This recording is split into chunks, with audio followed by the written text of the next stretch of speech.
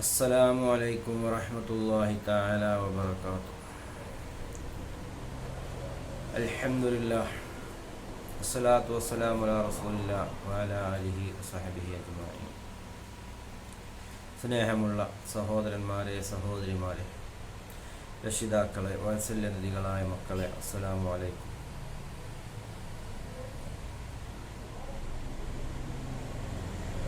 നമ്മുടെയൊക്കെ ഹലാലായ മുറാദുകൾ, ഉദ്ദേശങ്ങൾ അല്ലാഹു പൂർത്തിയാക്കി തരുമാറാവട്ടെ. ഒരുപാട് പ്രയാസങ്ങളിലാണ് നാം നിങ്ങളൊക്കെ ജീവിക്കുന്നത്. പലർക്കും പല പ്രയാസങ്ങളാണ്. കടങ്ങളെ കൊണ്ട് പ്രയാസപ്പെടുന്നവർ, രോഗങ്ങളെ കൊണ്ട് പ്രയാസപ്പെടുന്നവർ, അതുപോലെ മക്കളെ കെട്ടിക്കാനുള്ള വിഷമങ്ങൾ, അതുപോലെ വിവാഹം ശരിയാകാത്ത പ്രശ്നങ്ങൾ, കച്ചവടം ചെയ്യുന്നവരുടെ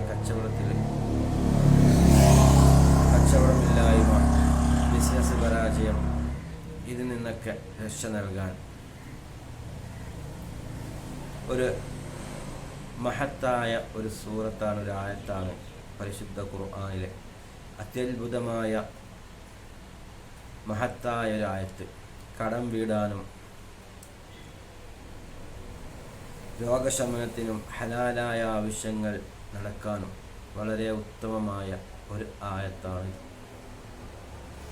പരിശുദ്ധമായ ഖുർആനിൽ അല്ലാഹു സുബ്ഹാനഹു തആല പറയുന്നുണ്ട്, ഇന്നല്ലാഹു വ മലായികത്തുഹു യുസല്ലൂന അലൻ നബി യാ അയ്യുഹല്ലദീന ആമനൂ സല്ലു അലൈഹി വസല്ലിമു തസ്ലീമ.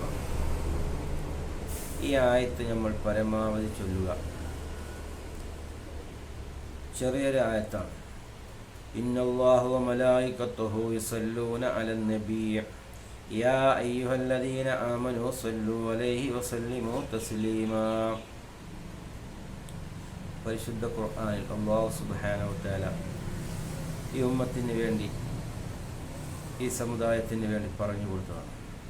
ഇത് പല ആവശ്യങ്ങൾക്കും നമ്മൾ എന്തൊരു ഉദ്ദേശമാണോ മനസ്സിൽ കരുതിക്കൊണ്ട് ചൊല്ലുന്നത്, ആ ഉദ്ദേശങ്ങളൊക്കെ പൂർത്തിയാക്കപ്പെടും.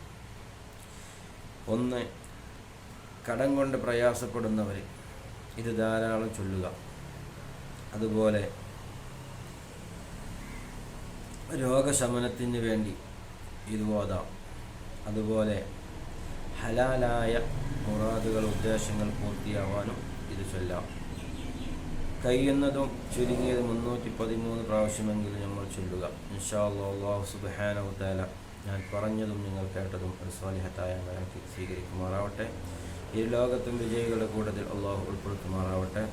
വാഖിറു ദഅവാനാ അൽഹംദുലില്ലാഹി റബ്ബിൽ ആലമീൻ. അസ്സലാമു അലൈക്കും വറഹ്മത്തുള്ളാഹി തആല വബറകാതുഹു.